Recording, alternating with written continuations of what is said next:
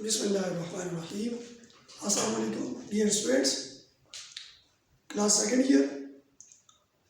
आज का हमारा चैप्टर इलेक्ट्रोमैग्नेटिक इंडक्शन, और इलेक्ट्रोमैग्नेटिक इंडक्शन का नेक्स्ट टॉपिक मोशनल ईएमएफ आज हमने स्टडी करना है। मोशनल ईएमएफ क्या होता है, सबसे पहले इसको डिफाइन कर लेते हैं। स्टूडेंट्स, जैसा कि नाम से पता है, दो वर्ड्स हैं, एक मोशनल है और दूसरा हमारे पास ईएमएफ है। EMF induced in a conductor due to motion in magnetic field. EMF induced in a conductor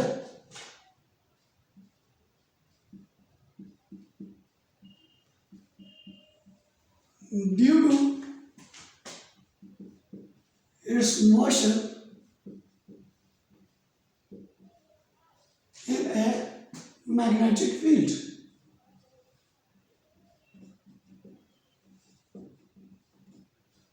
Is known as motional EMF.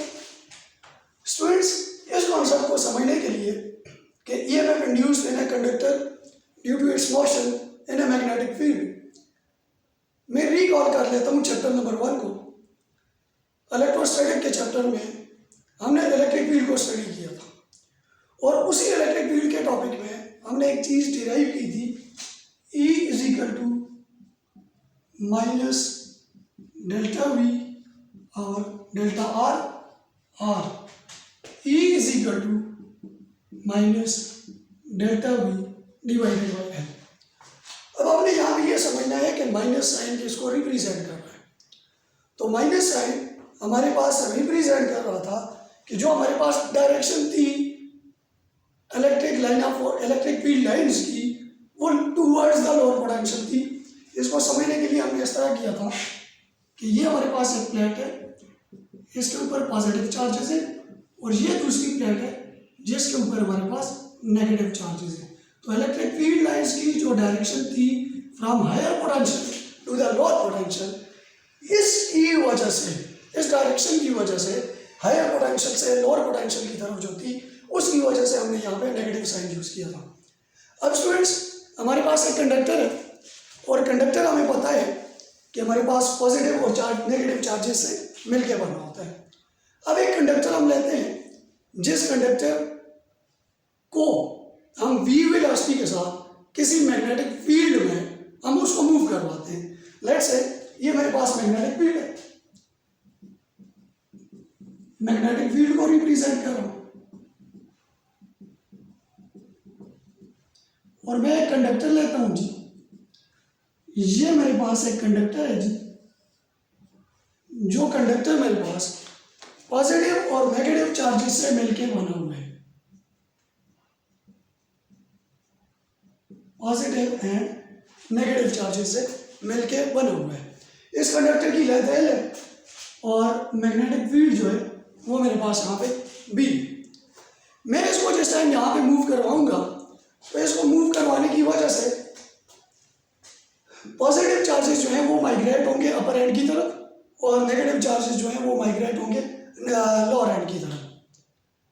अब मूव करवाते करवाते जिस टाइम इस कंडक्टर को मैं इस मैग्नेटिक फील्ड के रीजन में v वेलोसिटी के साथ, और इस कंडक्टर की लेंथ जो है वो मेरे पास L है, जिस टाइम मैं इसको मूव करवाऊंगा, तो एक पॉइंट ऐसा आएगा जहाँ पे मेरे पास सिचुएशन क्रिएट हो जाएगी। सिचुएशन क्रिएट होने का मतलब ये है कि एक एंड के ऊपर मेरे पास सारे पॉजिटिव चार्जेस आ जाएंगे, और दूसरे एंड के ऊपर मेरे पास सारे नेगेटिव चार्जेस आ जाएंगे।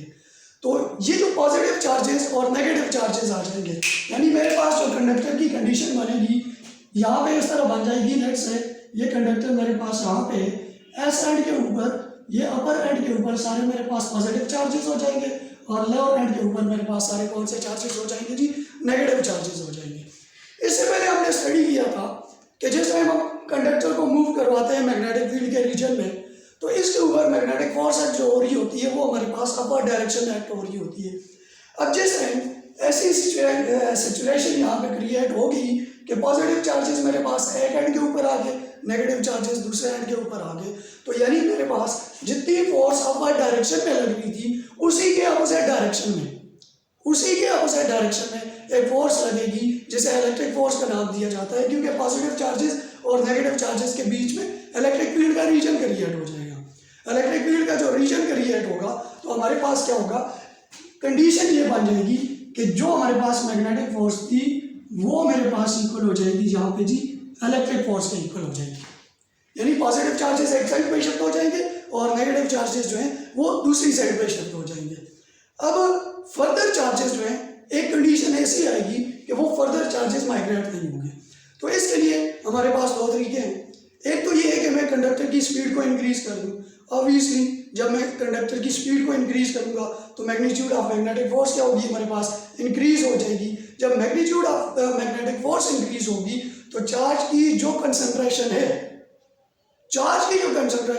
वो हमारे पास क्या होगी, डिक्रीज होगी। यानी चार्जेस हमारे पास, मैं इसको एक क्लोज सर्किट बना दूंगा, चार्जेस जो होंगे वो मेरे पास अपर एंड से लोअर एंड की तरफ जो होते हैं जो होंगे वो फ्लो करना शुरू हो जाएंगे।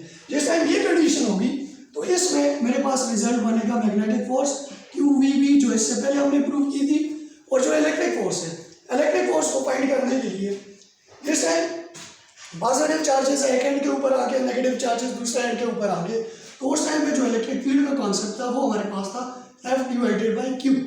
तो यहाँ से मैं अगर बात करूँ F = E,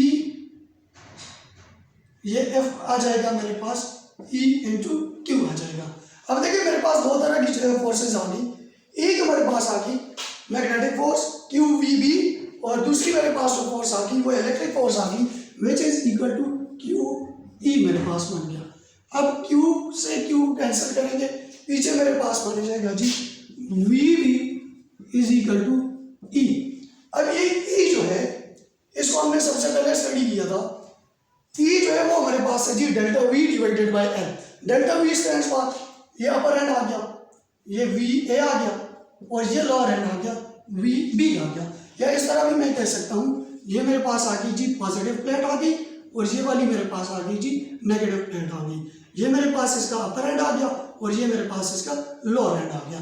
तो ये पोटेंशियल डिफरेंस जो है बेसिकली, तो E = इसको मैं 1 का नाम दे देता हूँ। यहाँ पे मेरे पास बन गई E = -ΔV/L। L is the length of the conductor और नेगेटिव साइन अगेन वही शो करेगा कि जो हमारे पास इलेक्ट्रिक फील्ड लाइंस हैं उनकी जो डायरेक्शन है वो towards lower potential, from higher potential to the lower potential है मेरे पास। अब इसको मैं उठा के 1 में पुट करता हूँ, पुट इन इक्वेशन नंबर 1। जिस टाइम इसको हम इक्वेशन नंबर 1 में पुट करेंगे तो उस टाइम हमारे पास रिजल्ट क्या बनेगा जी, इसको देख लेते हैं जी। उस टाइम हमारे पास रिजल्ट बनेगा जी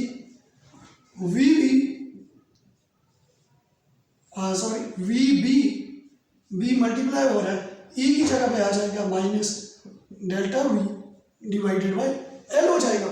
अब मैं इसको ऐसा लिख सकता हूँ -ΔV = VBL हो जाएगा।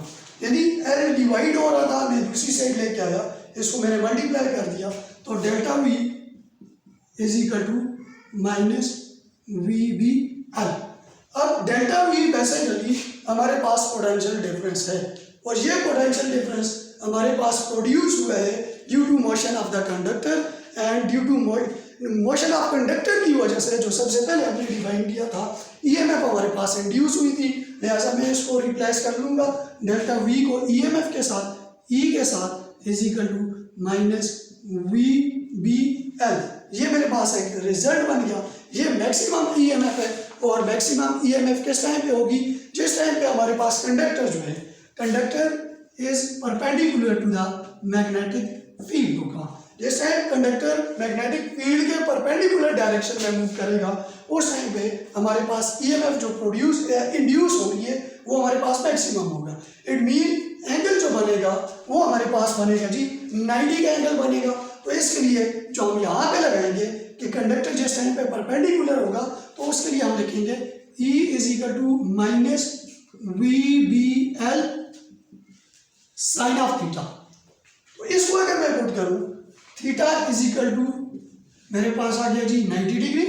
जिस टाइम थीटा मेरे पास 90 डिग्री होगा तो ये बनेगा जी E is equal to minus V B L sine 90। Sine 90 is equal to 1, E is equal to minus V B L into 1। मेरे पास रिजल्ट वही बनेगा। अब अगर इस कंडक्टर को मैं पैरेलल मूव करवाऊं या एंटी पैरेलल मूव करवाऊं, तो इससे पहले हमने एक्सपेरिमेंटल रिजल्ट्स में ये चीज़ प्रूव कर चुकी है कि जिस टाइम हम उसी कंडक्टर को मैग्नेटिक फील्ड के रीजन में पैरेलल या एंटी पैरेलल मूव करवाएंगे तो हमारे पास ईएमएफ इंड्यूस नहीं होगा। सेकंड कंडीशन, सेकंड जो हम यहाँ पे लेके आ रहे हैं कि पैरेलल और एंटी पैरेलल। एंटी पैरेलल का मतलब ये है कि जैसे मैं इसको पैरेलल या एंटी पैरेलल 0 डिग्री या 180 डिग्री के ऊपर मूव करवाऊंगा तो उस टाइम पे मेरे पास ईएमएफ इंड्यूस नहीं होगी, ईएमएफ का रिजल्ट 0 होगा। ईएमएफ देन पैरेलल और एंटी पैरेलल के केस में ईएमएफ जो बनेगी वो मेरे पास बनेगी जी 0 डिग्री, यानी 0 डिग्री नहीं। ईएमएफ जिस टाइम पे मैं इस कंडक्टर को पैरेलल या एंटी पैरेलल मूव करवाऊंगा उस टाइम पे जो ईएमएफ होगी वो मेरे पास इंड्यूस नहीं होगी। तो ईएमएफ का रिजल्ट जो होगा वो मेरे पास 0 होगा, नो ईएमएफ इंड्यूस होगी। इट मींस कंडक्टर की जो ओरिएंटेशन है वो कॉस थीटा को ओबे नहीं करेगी, ओनली साइन थीटा को हमारे पास ओबे करेगी। अब यहाँ पे माइंड में ये क्वेश्चन भी आता है कि अगर हम इसको परपेंडिकुलरली मूव ना करवाएं तो फिर हमारे पास रिजल्ट क्या होगा। पैरेलल एंटी पैरेलल के ऊपर हमारे पास 0 का रिजल्ट आ गया कि ईएमएफ इंड्यूस नहीं हो रही। अगर इसी को 90 डिग्री से हट के किसी एंगल पे मूव करवाएं, लेट्स से मैं ये कहता हूँ कि मैं इसको 30 के एंगल के ऊपर मूव करवा रहा हूँ तो साइन 30 मेरे पास 1/2 होगा, फिर भी मेरे पास होगी E is equal to minus V B L 1/2, यानी हाफ बन जाएगी उसकी, यानी फिर भी मेरे पास ईएमएफ वहाँ पे इंड्यूस होगी। लेकिन वो अलग बात है कि कितनी इंड्यूस हो रही है कितनी नहीं हो रही, लेकिन पैरेलल और एंटी पैरेलल के केस में मेरे पास ईएमएफ इंड्यूस नहीं होगी। ये हमारा आज का टॉपिक था जी, मोशनल ईएमएफ। Thank you.